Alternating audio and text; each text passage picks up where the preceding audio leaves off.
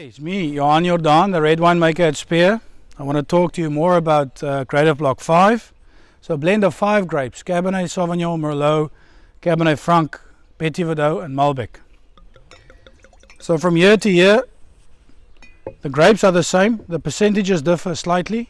Of course, at this level of wine, we don't expect to have all the wines taste the same. We like the individuality of the season to play a big role in this wine, and that's why the percentages always plays a little bit up or a little bit down.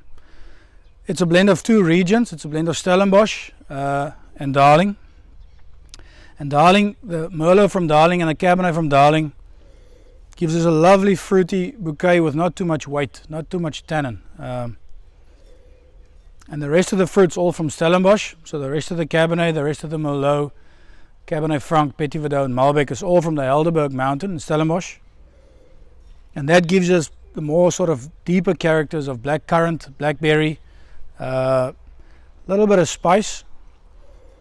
And this wine is so wonderfully complex and integrated. I'm really struggling to really single out a particular fruit.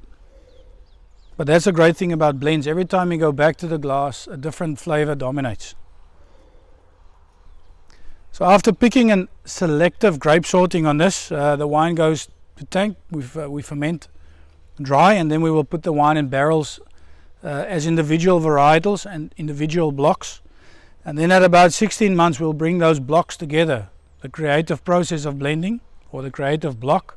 And then we end up with a wine that's as complex as this. Good fruit aromas, subtle spice in the background.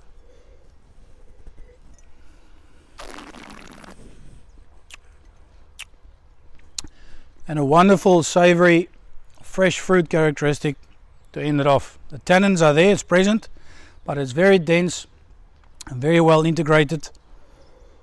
And complex wines like Bordeaux style blends calls for food that's a little bit more complex.